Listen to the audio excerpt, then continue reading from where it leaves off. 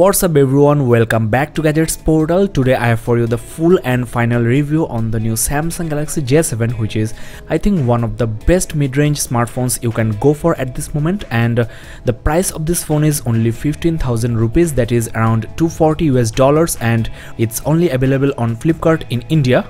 Now the specs, especially the CPU and the GPU you are getting on this phone at this price point is I think a steal. This Galaxy J7 is probably most suitable for the gaming lovers because of the colorful huge display and an impressive 3000 mAh battery. If you have already checked the gaming review on this phone, then you know that high graphics games like Nova 3 plays quite well on this phone, whereas other mid-range devices, especially the Motorola Moto G 3rd generation, cannot handle the Nova 3. Well, in this video review, I'll talk about each and every aspect of this phone, its pros and cons and the actual performance, and also will show you some tips and tricks, so be with me guys. First of all, let's talk about the look, the build and the aesthetics of the phone, which is not exciting actually. The exterior design of this phone is around 4 or 5 years old now, and in fact the last year's flagship Galaxy S5 had the same design and build quality. Samsung's metal A-series phone Galaxy A5 has got better look, build and 30% more price tag, but the CPU of the A5 is actually not even close to the Galaxy J7's. So the thing is, you have two options. Either you can go for a metal phone with poor CPU or a plastic device with the specs of a 25,000 rupees phone. I personally prefer the second option because I can always attach a metal case and change the look and feel of this Galaxy J7. The display of this J7 is huge 5.5 inches Super AMOLED HD with 267 ppi, and I must admit this gigantic display is not easy to handle with one hand, especially the notification center is very hard to access, but Samsung actually included some tricks. For example, you will get one-handed input option in the dialer in the keypad, and surprisingly they didn't include the one-handed screen option, that is you cannot shrink the whole display. I have here the Motorola Moto G 3rd generation, and as you can see, the viewing angles of the Super AMOLED display is far better than the IPS panel on the Moto G3. Super AMOLED is by far the best screen in business, and the PPI of 267 is actually enough for a screen like this because you are supposed to look at the display from at least 1 feet distance. So overall, I am quite pleased with the quality of the display on the Galaxy J7. Now let me give you a quick walkthrough of the exterior. First of all, there you get the push button home key of Samsung along with the capacitive back and recent keys. Above the display you will find the ear speaker grill, and it's loud and clear in noisy areas, though there is no secondary microphone, and the loudspeaker is also loud for indoor movie watching. Nothing exceptional about this. What's special on this Galaxy J7 is there is a front-facing LED flash, and it's basically a continuous LED, not like a flash actually, but still it's very handy for selfies, especially in dark areas. For example, if you are in a movie hall and want to take a selfie, the front camera of this phone is very wide and captures decent quality images. I'll talk about the camera later on in this review. This is the front-facing camera, which is of 5 megapixel and captures full HD videos. It's of course fixed focus, and unfortunately there is no ambient light sensor on this Galaxy J7. You have got proximity sensor, but the lack of ambient sensor is very annoying actually. There is an outdoor mode with maximum brightness, which will be very handy in outdoor areas like in direct sunlight, or you might enable this during watching movies or playing games. The rear camera is of 13 megapixel with full HD recording, and the quality of the images this camera delivers is just outstanding. Though I think the quality is almost similar to Galaxy J5's. There is an LED flash as well, and the color of the Galaxy J7 I have here is gold, but you have got white, black and the matte finish at the back, especially on this gold color, is giving an impression of metal. If you are in a dilemma in between these three colors, I think you can go for the white or the gold color. I have here the white color Galaxy J5, and the white one is very bright and isn't that much reflective. So it's up to you which one you choose, and let me also give you a glimpse of the front. No need to say these two phones look identical except for the dimensions. Check my channel for Galaxy J5 versus Galaxy J7 comparison. Well, as usual, you'll find the power key at the left and the volume rocker at the right. The power key is easily accessible with your thumb, but the volume rocker is impossible to reach with one hand. The primary microphone hole is at the bottom, and as I mentioned before, there is no secondary microphone hole. The micro USB port is OTG capable and you can attach pen drives, keyboards, mouse, etc. Let me give you a demo. You can even connect external hard disk that runs on external power source. The internal space of this phone is 16 gig and out of the box you get 11.64 gig free for the user, which is great, and you can also install microSD cards up to 128 gig. So there is plenty of options for storage, which is again great for gaming lovers because nowadays games are more than 1 gig in size and you can move your installed applications and games to your external SD card. This is the 3.5mm headset jack, and let me also quickly talk about the quality of the earphones you get with the Galaxy J7. Well, the earpieces are of non-in-ear type and the build quality is actually quite good, but the bass levels are not exceptional and the highest volume is not groundbreaking. Otherwise, the voice clarity is decent for calling purposes and the music experience is actually not that bad. Now I'm going to show you a very nice trick. There is a feature called Adapt Sound that significantly elevates the quality of the earphone. You will hear different type of beeps and you need to confirm whether you can hear those or not. Adapt Sound actually fine-tunes the earphone in accordance with your hearing capability, and I'm telling you guys, after you do this calibration, your hearing experience with the earphones will be much better. There you get two frequency curves with and without the Adapt Sound, and technically this feature provides a rich, warm and clear sound. So do this as soon as you get your Galaxy J7 in your hand, and you need to calibrate again if you change your headset. There are some sound effects as well, and again, to keep the price low, Samsung had to provide this basic headset. I really don't mind because I can get a premium one at around 1000 rupees. That's all on the exterior. This Galaxy J7 is a dual SIM phone with micro SIM card support, and the SIM1 slot is 4G capable. There are two variants of this J7. I have here the Exynos version. The Snapdragon one also supports NFC. You got FM radio, Bluetooth 4.1, single band Wi-Fi, and the thickness of this phone is 7.5mm and it looks thinner because of the larger dimension. If you compare this with the Moto G3, you can see the huge difference in the thickness, and I have also uploaded a video comparison in between this J7 and the Moto G3, so check that out as well. Now guys, let's discuss about the interior, that is the software, the TouchWiz interface, and Samsung is known for its rich interface with lots of hidden features, and this J7 is not an exception. I have already shown you the Adapt Sound, and there are numerous other features on this smartphone that are quite uncommon on other devices in the same category. As you can see, the applications are opening blazing fast and there is basically no lag, not a hiccup on this interface so far. As you know, I have also done a speed test against the Moto G3, which is running on stock Android, and the J7 outperforms G3 in every possible way. You can access to few of the smart features from these toggle switches here. You can change the total look of the device just by applying some embedded themes, and from the theme store you can actually download hundreds more.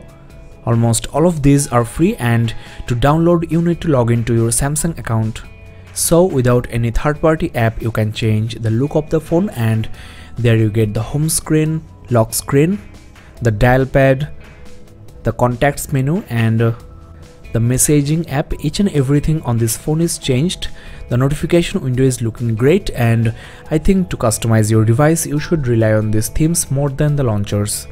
As usual, Samsung included its Smart Manager application where you can scan the device for adware, malware, etc. and again, probably you won't need any third-party antivirus software. I'll talk about the Samsung Minox feature later on in this review. Now the RAM on this phone is 1.5 gig, which is actually not bad, but the user-free RAM is very low considering this is a gaming device. At this moment you get 260 MB free, and let's kill all the running applications and check what is the maximum user-free RAM. Well, still the user-free RAM is very low, only 534 MB, and after a while few system applications will restart and normally you will get around 400 MB of free RAM on this Galaxy J7. But don't worry, this doesn't actually affect your gaming performance. I haven't faced any issue playing hardcore games.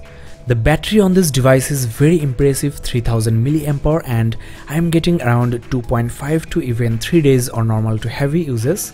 If you are a heavy user, like you text all the time, talk over the phone for hours and also browse the internet, then also you can expect at least one full day backup on this J7. There is a power saving mode which limits the CPU clock speed and offers better battery performance. The most interesting is the ultra power saving mode, and in this mode very few applications are active and you can expect at least a full day backup with only 15% battery left. Let me give you a few more tips on this phone. In the lock screen and security settings there is a Find My Mobile option. You can track your lost phone and also wipe clean your sensitive data remotely using your Samsung account. As you know, this is a dual SIM device and there is an option called Smart Dual SIM, that is, while you are talking over the SIM 1, if you receive a call on the SIM 2, you will get a call waiting notification. So it's a very handy feature you should check. In the sound and notification settings, you will find the Do Not Disturb mode, that is, you can control the sound profile of the phone with some exceptions. For example, you can allow calls or messages and also alarm. If you wish, you can disallow certain applications from sending notifications in the Do Not Disturb mode. In fact, when this mode is not active, you can block certain applications from bothering you with repetitive notifications. Just block notifications, and you can also set the app as priority, that is, its notification will come up at the top in the notification panel and also get allowed in the Do Not Disturb mode. If these notifications are very sensitive, for example your email, WhatsApp or messaging notifications, and you don't want them to show up on your lock screen or in the notification panel, you can hide them. You can hide the notification content for all the applications as well. Well guys, I hope that you are finding this video very helpful. If so, then please don't forget to hit the subscribe button below.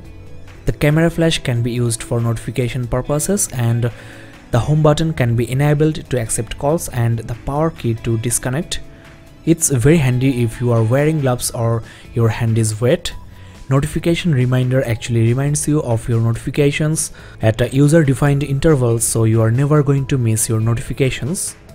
Visit the About device and click on the build number 7 times to enable developer options on your Galaxy J7. Developer options helps you speeding up your device. You can reduce or disable animations on this phone, and these are the options you can check. Switch all of this off. The interface will now feel more swift and responsive. Force GPU rendering also enhances the graphics performance. Now, as I mentioned before, you can download the Samsung Minox feature from the Smart Manager application, and Minox creates an isolated and secure workspace on your device. So whatever you do in the Minox applications are actually kept secret. For example, I have taken some images and these are only visible in the Minox gallery. The normal open gallery has no trace of the images. So in this way you can hide and password protect your activities on this Galaxy J7. Well buddies, you might have noticed this floating icon here on the screen. This is called Assistant Menu, and for a huge display like this, Assistant Menu is actually very handy. You get your important options and settings just under your thumb, and this menu can be contextual as well. For example, in the camera mode you can get your gallery and switch camera options. To enable Assistant Menu, visit the Settings, Accessibility and Dexterity and Interaction. Well buddies, now let's quickly discuss about the camera on this phone. As you know, this is a 13 megapixel shooter and captures impressive quality images. Outdoor images look very sharp, colorful, and the focusing is almost accurate, I think. The camera flash is also very powerful. 13 megapixel images are very large, you can crop without losing the quality, and the macro shots are also very sharp. In low light there is visible noise as expected, and you can easily notice the noise in the indoor shots if you zoom. On a 15,000 rupees phone you cannot expect better than this. Overall, in good lighting condition, this camera is decent. There are a couple of camera modes including the beauty face. As you know, beauty face airbrushes your face and removes wrinkles, pimples, etc. The front camera is again decent in good lighting condition, and you can capture images with a gesture like this, that is, show your hand and within 2 seconds the selfie will be captured. The volume rocker can be used as the shutter key, and you can double press the home button anytime on this phone to launch the camera. Well guys, overall the software features, the interface and the multimedia on this Galaxy J7 are excellent, but the best thing on this phone is the CPU and the GPU. On this Antutu 5 you have got around 38,304, which is just unthinkable on a 15,000 rupees phone. This is almost double I have got on the Moto G3, which is just 2,000 rupees cheaper. The Nina Mark II score is almost perfect, 59.9 FPS, and as I mentioned before, I have the octa-core Exynos variant of J7, that is the Indian version with Cortex A53 1.5 GHz processor and Mali T720 graphics. The Android version on this phone out of the box is Lollipop 5.1.1. There you get the sensors. Well guys, overall this Galaxy J7 is a complete package with a huge colorful display, impressive battery, powerful CPU and decent camera. For only 15,000 rupees, I think this is the best phone you can get from a brand like Samsung. Though the design is repetitive, the look and build of this phone are actually not that bad. So I do recommend this phone to you guys. You will not be disappointed, especially if you are a gaming lover. Thanks a lot for watching. You can check the description below for the buying link of this phone, and please consider subscribing to this channel if you think my effort was helpful to you. I try my best to give you as many information as I can in these very short videos, so subscribe now and help this channel grow. Thanks again for watching, keep in touch and have a nice day.